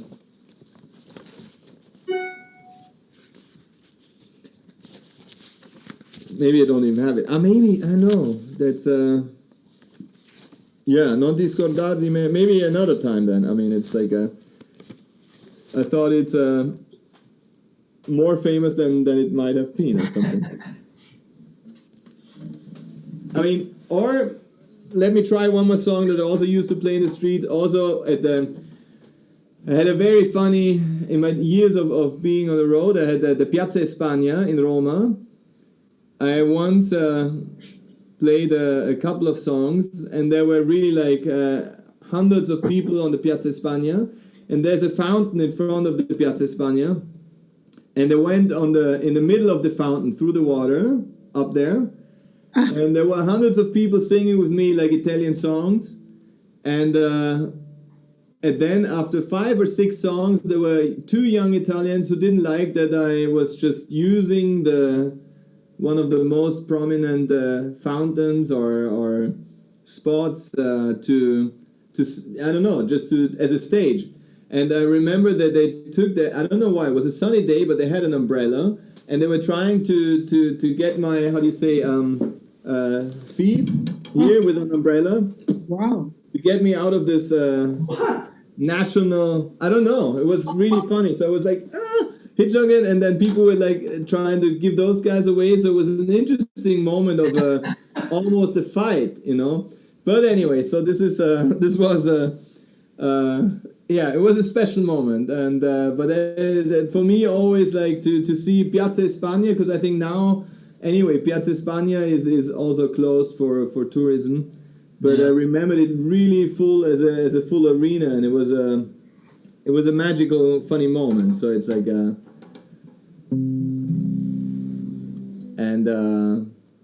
so shall we sing another song?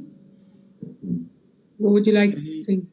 I don't know, whatever you would feel like. I mean, like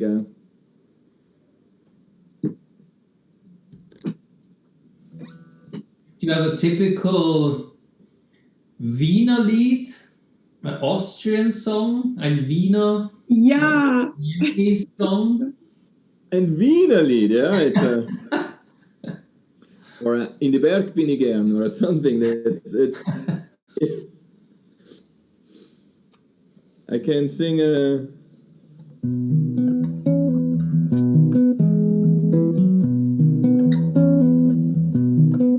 Being a Wiener, it's a song of mine. It's called Mein kleines Leben, and it's a philosophy of basically going through what we're all going through.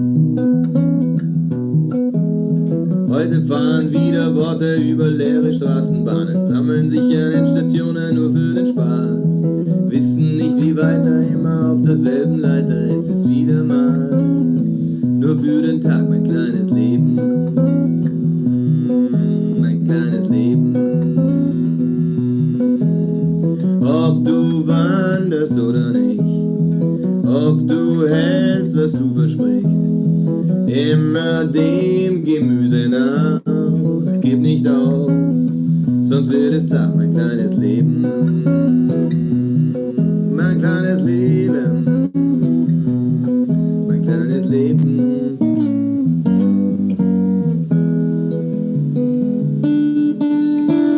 Dosen in einem Hosenboden, ohne Kleider, kecke Schusen und mit grünen Grasbananen auf ihren Sonnen. Morrison, der Caravanen über Mittel und Lateinen immer höher. Die Erde schrumpft, mein kleines Leben. Mein kleines Leben. Bist du Birne oder Stein? Willst du Pfirsich oder Schwein? Immer dem Getriebe nach, im Rückwärtsgang. Das Lebensbach, ein kleines Leben.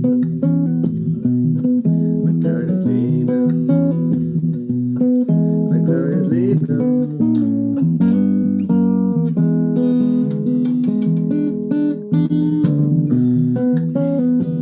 Und ich sage dir, sagst du doch mir, mein kleines Leben, was soll ich tun? Ein wenig geben, ein wenig ruhen.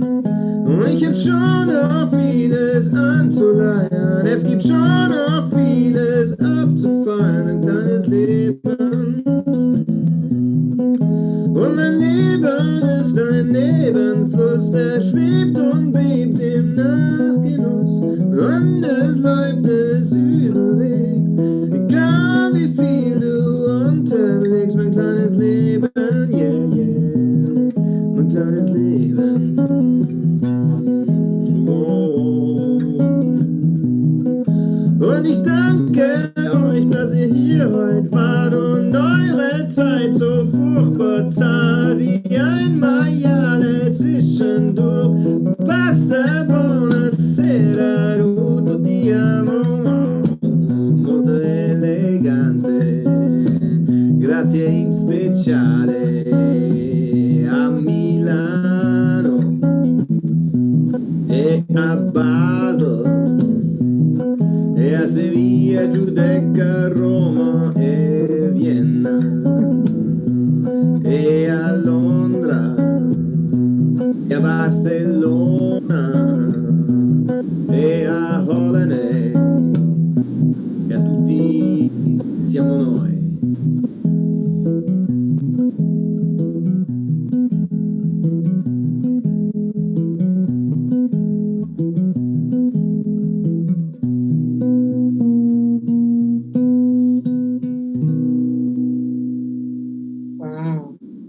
So schön. Wunderschön, danke. So schön.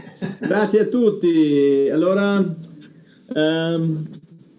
sì, forse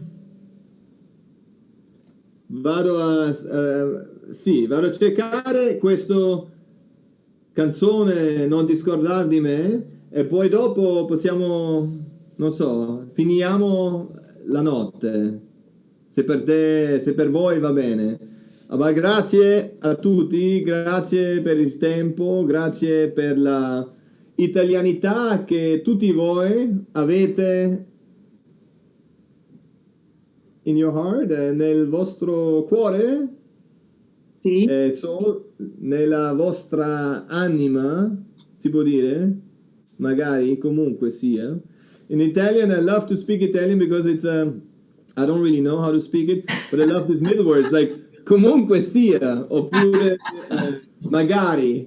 And it's so beautiful because then you can, I don't know, it's always of the things in between, you know, if you don't really have anything to say, in Italy you're never lost. It's like standing at a train station and nobody asks you if you're wrong or if you're waiting on something, because those middle words like magari, comunque sia, sì, davvero. You can go on and on. Yeah, you're always there. It's like, I don't know. That's the dough. It's the soul food. So it's the music, it's the opera, it's the dough, it's the pasta, and it's all the social responsibility. È tutto. L'unità italiana che tutti noi in Europa e tutto il mondo, everyone was looking at this, and I think it really reflects as an inspiration all over the world. That's why also Laura's pictures went far into America, and you read in different newspapers, you saw always the same picture out of the window, which was Laura singing. And I think if you follow Sofia is also making great collections of people on balcony concerts. I don't know, Sofia, can you tell us where can we find, if we want to follow? You know, there is a link to follow you at some point in modern ways also? Sure. On my website, I just wanted to make a collection of window concerts and dedicate them to all of you in Italy that started this. I want to make a collection of about 100 of them, and I've asked a lot of friends. So maybe you'd like to contribute, or your daughter as well. I just don't want it to be lost when this is over. I don't want to forget this incredible impulse that came from our country. So I want to make, a document and try at some point to sell it, maybe to the Music Museum here in Vienna, and have all the proceeds go to Doctors Without Borders, something like that. Beautiful. Nice. Very beautiful, yeah. If I may, I mean, I don't have a window to the street, but I mean, I'd like to, I have a balcony, so I can sing anyway on a balcony. Well, if you even, what I like in the street? It's really only 1 or 2 minutes, and as long as there's a window in the video, and it doesn't have to be a professional musician at all. No, I'm not professional. For me you are. I love what you do. But maybe a little bit of this song with a window behind you, or open if it's not too cold. That would be a great joy, and Laura too. And if your daughter wants to sing, or if you have anything you'd like to share, it would be wonderful to make it a little historical portfolio. That's what I'd like. Grande. Basically. So I try a very old Napolitanic song, and let's see where it goes to. I haven't played this song also in 20, 30 years, whatever. But I picked the lyrics out today because it's something that Pavarotti always sang. I sing it for you, and if I miss and fail, I mean, don't take it personally. Anyway, my thanks for you, for your time, for everything that you do and bringing it in this very, one call. And every one of you said yes. And Laura just called you after talking to Alice, I think, like last night, also very late. And I think it was a perfect surround. I think Sofia, Claudio, and you for the night. In this, I don't know, it's always a thought. And if those thoughts become reality in some way, I think it's beautiful. And but then again, in life, you never know where things are going. So it's all about experimenting and just doing it. And I think that's the mission that we are where we are, and what we are with the means that we have. We just do it. So that's the philosophy. And so it's called Non ti scordar di me. I think if I translated this, vergiss mich nicht, or it's like don't forget about me. Yeah. Vergiss mich nicht is also very nice. Now, if I think of it, it's a very nice initiative in Vienna. It's a small, association, and they do once, I think, a year, a party, and where they collect money, and then with that money that they collect, it's they spread into people who just at this moment have, like, I don't know, before they need to go out of their flat, or if they're missing on something. So it's a very unbureaucratical, very fast support on life trouble. So yeah, I don't know why I got now here, but anyways, so Non ti scordar di me song that has obviously power in many ways. Anyway, and I don't even know if I know the chords, but it's like for me, it was always listening to Pavarotti. Maybe I try to make on a Pavarotti voice, but I mean, Laura is only gonna laugh. But anyway, just really going to randomly over it. Anyway, partirono le rondini del mio paese freddo e senza sole, cercando primavere di viole, nidi d'amore e di felicità. La mia piccola rondine partì senza lasciarmi un bacio, senza un addio partì. Non ti scordar di me, la vita mi è legata a te, io t'amo sempre più. Rimani tu, non ti scordar di me, la vita mi è legata a te, c'è sempre un nido nel cuore per te, non ti scordar di me.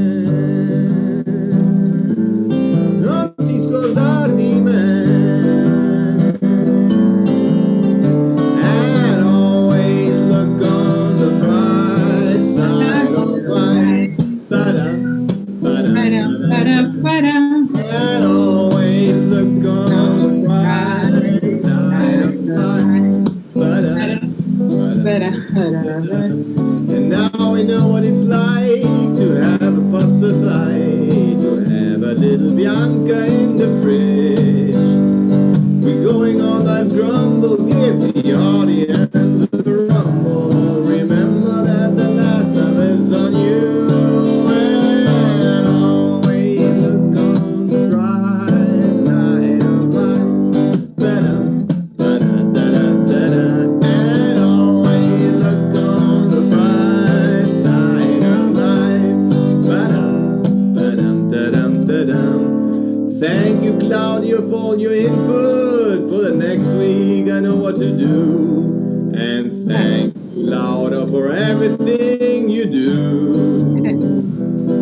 And I hope that at some point I'll be able to join in pasta cooking, singing all with you. And thank you, Sofia. And thank you, Mike.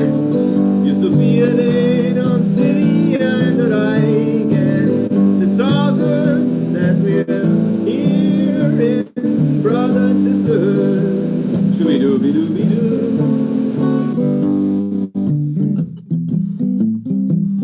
And always look on the bright side of life. And always look on the bright side of this night. And always look on the bright side of life.